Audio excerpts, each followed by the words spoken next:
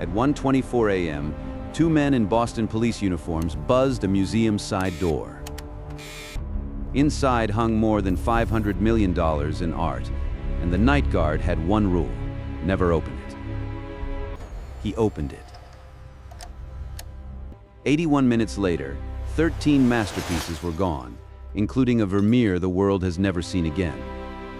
The men vanished. The frames stayed empty, and the FBI burned decades chasing shadows. But one detail from the minutes before the buzzer still refuses to fit. And the night they chose to do it. Isabella Stewart Gardner was not a woman who did things halfway. Born into New York wealth in 1840, married into Boston wealth in 1860, she spent 40 years assembling one of the most extraordinary private art collections ever created. She bought Vermeers, Rembrandts, Titians, Raphaels, and Michelangelo's sketches, competing directly with the Rothschilds at auction. By the turn of the century, she needed somewhere to put them all. So she built a palace. Fenway Court, later renamed the Isabella Stewart Gardner Museum, opened to the public on January 1, 1903. It was modeled after a 15th-century Venetian palazzo with a glass-roofed interior courtyard, 4 stories of galleries, and a collection arranged so precisely that every painting was placed exactly where Gardner wanted it. She created visual conversations between works that no traditional museum would dare attempt. And then she put one final clause in her will. Nothing was to be moved, ever. No painting could be added, rearranged, or removed. The collection was to remain exactly as Isabella Stewart Gardner placed it, forever. If any object was permanently removed, the entire collection would be dissolved and the proceeds given to Harvard University. It was a clause born of love. It would become a clause that preserved a wound. By 1990, the Gardner Museum's security was a relic of another era. The collection was worth hundreds of millions of dollars. It was protected by a motion detection system that printed activity logs on a continuous paper roll, like a seismograph for footsteps. Nobody monitored it in real time. There were no security cameras, not one. The museum employed 2 night guards for the overnight shift, neither of whom carried weapons or had any law enforcement training. Their only lifeline was a single panic button at the front desk. The museum's alarm system had a history of false triggers, and after years of crying wolf, the guards had learned to ignore it. A $500 million art collection, 2 unarmed 23-year-olds, a paper roll motion sensor that no one was reading. The thieves chose the one night of the year when Boston's entire law enforcement apparatus would be looking somewhere else. St. Patrick's Day weekend in Boston is not a holiday. It's a deployment. Every available officer gets pulled to South Boston for crowd control. Precincts run skeleton crews. Response times stretch to their limit. On any other night, a call from a museum alarm company might warrant a patrol car within minutes. On St. Patrick's Day weekend, it might not warrant one at all. It was the quietest shift I ever had. Nobody came in, nobody called. Just me and the empty rooms. It was quiet because every cop in the city was somewhere else. And at 12:53 a.m., 31 minutes before 2 strangers would arrive at the side entrance, the museum's motion sensors recorded something that investigators would argue about for the next 3 decades. Rick Abath left his post and walked directly to the Palace Road side entrance. He opened the door. He stepped outside. Then he came back in. 18 minutes later, 2 men in police uniforms pressed the buzzer. The intercom crackled at 1:24 a.m. Rick Abath was sitting at the guard desk, a wooden table with a single monitor, a telephone, and 1 red button connected to the external alarm company. The buzzer sounded. A voice came through. Security? Boston Police. We've had a call about a disturbance. Open the door. Abath had been trained on exactly this protocol. The Gardner Museum's standing security order was explicit. Do not open the door for anyone after closing, under any circumstances. Not for police, not for fire department. If someone claimed to be law enforcement, you called the police department directly to verify. You did not open the door. Abath did not call the police department. He pressed the release. 2 men walked in. They wore standard-issue Boston Police Department uniforms, navy blue jackets, badge plates, standard-issue caps. One was average height, stocky, and did all the talking. The other was taller, heavier, and said nothing. He stood slightly behind, watching. The talker approached Abath at the desk. He didn't ask about the disturbance he'd just claimed was the reason for the visit. Instead, he looked at Abath and said something that changed the trajectory. I said of move the away night. from the desk now. You look familiar. I think we have a warrant on you. Step over here for a second. Abath was 23 years old. He had minor offenses in his past. The claim was plausible enough. He stepped away from the desk. The moment he moved away from the only panic button in the building, the only direct connection to the outside world, the only way to summon help. The second guard, Randy Hestand, was making rounds on the upper floors. The talker radioed him on the internal system and ordered him to the lobby. Within minutes, both guards were standing in front of two men they believed to be Boston police officers. The talker told them this was a robbery. The thieves produced handcuffs, their own, brought specifically for this purpose. They cuffed both guards, wrapped duct tape around their heads to cover their eyes, and led them to the basement. Abath was handcuffed to a steam pipe on one side of the room. Hestand was secured to another pipe across the space, far enough apart that neither could reach the other. We're here for the art, not you. Keep quiet, and this'll be over before you know it.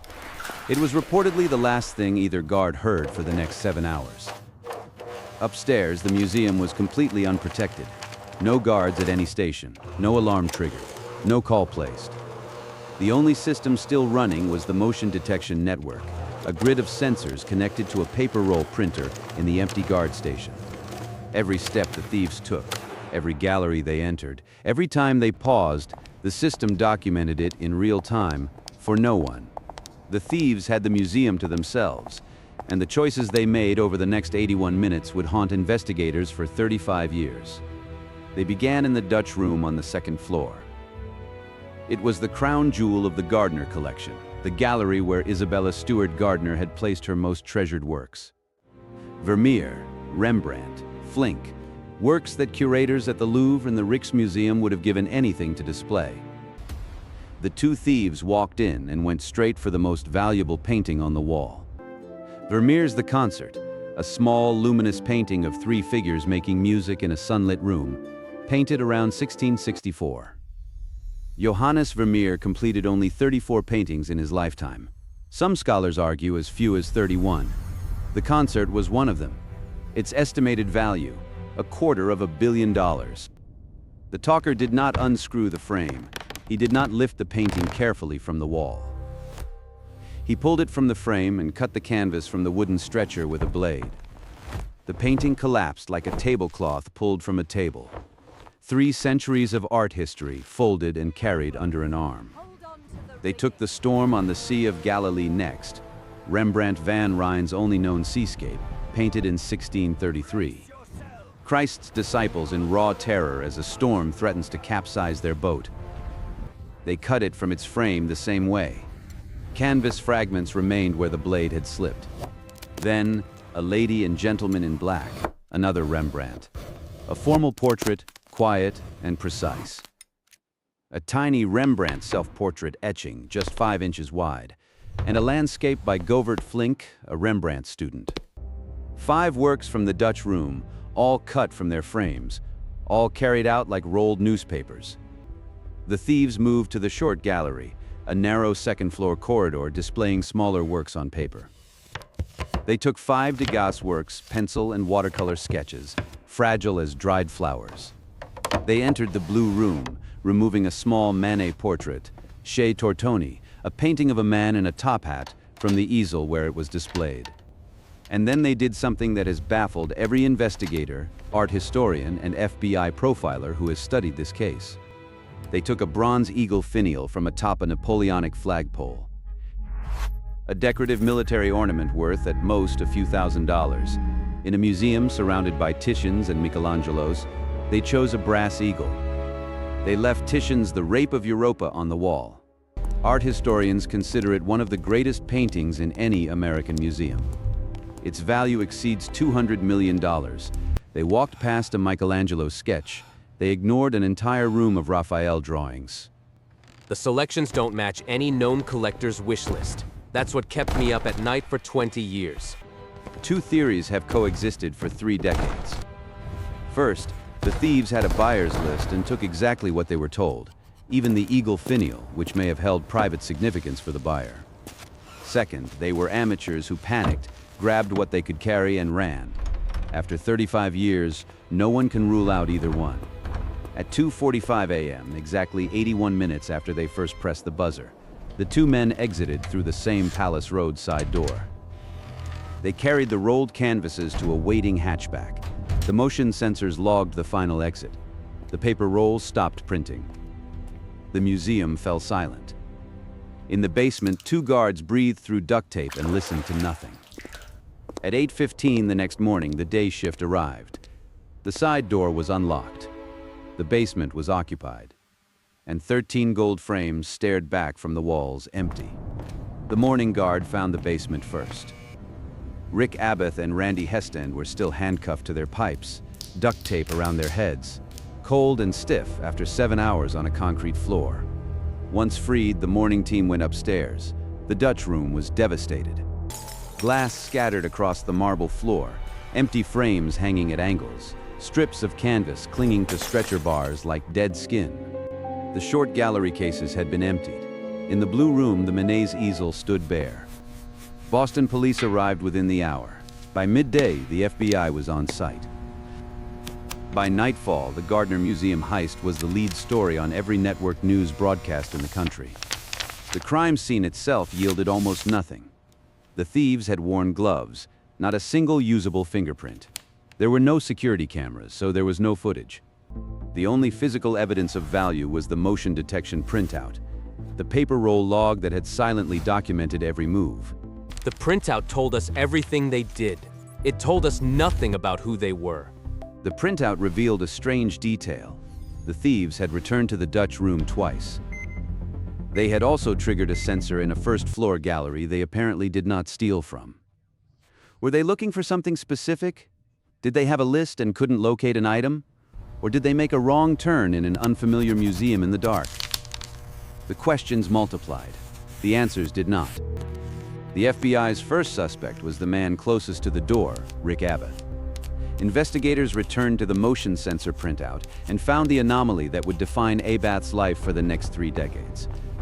At 12:53 a.m., 31 minutes before the thieves rang the buzzer, Abath left his guard desk and walked to the Palace Road side entrance.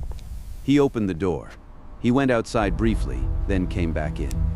Was he signaling someone? Checking if the coast was clear? Or stepping out for fresh air on a quiet March night? Abath said it was fresh air. The FBI asked him to take a polygraph. He failed. They asked him to take another. He failed that one too. I opened the door because they said they were cops. That's what you do when a cop tells you to open the door. But despite 2 failed polygraphs and a motion sensor record that placed him at the side door minutes before the theft, the FBI never gathered enough evidence to charge Rick Abath. He was never arrested, never indicted. He left Boston and lived quietly. The question of his involvement remains open like everything else about this case. The investigation pivoted from the guard to the streets, specifically to Boston's organized crime. Bobby Donati was a mid-level associate of the Patriarca crime family, the dominant New England mafia organization for half a century. Donati had a specialty, stolen art. He used valuable paintings as collateral in criminal transactions, a practice common in organized crime, where cash is traceable and art is not. He had connections to fences across the East Coast. He had the capacity to recruit 2 men, dress them in uniforms, and orchestrate a museum takeover. Bobby Donati was the FBI's most promising lead. In September 1991, 18 months after the Gardner heist, Bobby Donati was found dead in the trunk of his car. He had been stabbed multiple times. When Donati turned up dead, I knew we might never find those paintings. Dead men don't make deals. The most plausible theory, the one the FBI has never been able to prove, is that whoever ordered Donati's death now possessed the art. And if that person had any sense, they would never let a single piece surface. The investigation would grind on for 3 more decades. But the moment Bobby Donati's body was found in that trunk, the trail went cold in a way it has never warmed up since. The FBI followed the Gardner art across 6 countries and 3 continents. Tips came in from Corsica, Ireland, Japan, and Philadelphia. Informants claimed the paintings were in a Connecticut warehouse.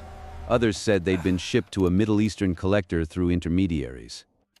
A Boston antiques dealer said he'd been offered the Vermeer in the mid-1990s. He declined because he didn't have $25 million in cash. An IRA arms dealer in Ireland was rumored to have traded the Rembrandt seascape for a weapons shipment. A journalist was told the art had been destroyed in a fire. Every lead was followed. Hundreds of witnesses interviewed, phone records subpoenaed, international agencies engaged. The case file grew to tens of thousands of pages. Not a single painting was recovered. On March 18, 2013, exactly 23 years after the theft, the FBI held a press conference in Boston. Special agent in charge Richard Deslauriers stepped to the podium. "We believe with a high degree of confidence that we have identified the individuals responsible for the theft. With a high degree of confidence, the art was transported to Connecticut and the Philadelphia area." He named no names, announced no arrests, produced no paintings. He asked anyone with information to come forward. The press conference ended. 23 years of investigation, and the FBI's most definitive public statement was not an arrest. It was an admission. They knew who did it. They couldn't prove it. And even if they could, they still didn't know where the art was. The Gardner Museum has offered a $10 million reward for information leading to the recovery of all 13 works. It is the largest bounty ever posted by a private institution. The reward has been maintained continuously since 1990. In 2017, on the 27th anniversary, the museum increased the amount and opened a no-questions-asked window, "Return the art, and we won't ask where it's been." The phones rang. Not one call led to a painting. $10 million for a phone call, and 35 years of silence. The FBI maintains the case is active. The investigation has never been formally closed. But the agents who started it have long since retired. Geoffrey Kelly, the agent who spent more than 20 years as lead investigator, left the bureau without recovering a single piece. He has called the Gardner case the defining obsession of his career. And the museum, the palazzo on the Fenway that Isabella Stewart Gardner built to house perfection, continues to do what her will demands. It keeps everything exactly where she placed it. The frames cannot be filled, the walls cannot be rearranged, the labels cannot be removed. Isabella Stewart Gardner's will was meant to preserve perfection. Instead, it preserves a wound. Somewhere in a warehouse, a basement, a shipping container, a collector's private vault, 13 paintings sit in darkness. A Vermeer that has not been seen by human eyes in 35 years. A Rembrandt seascape that will never hang above the ocean. They are the most valuable objects on Earth that money cannot buy, because the moment they surface, whoever holds them goes to prison. And every morning, a guard at the Isabella Stewart Gardner Museum unlocks the front door, walks past 13 empty spaces on the wall, and begins another day of protecting nothing.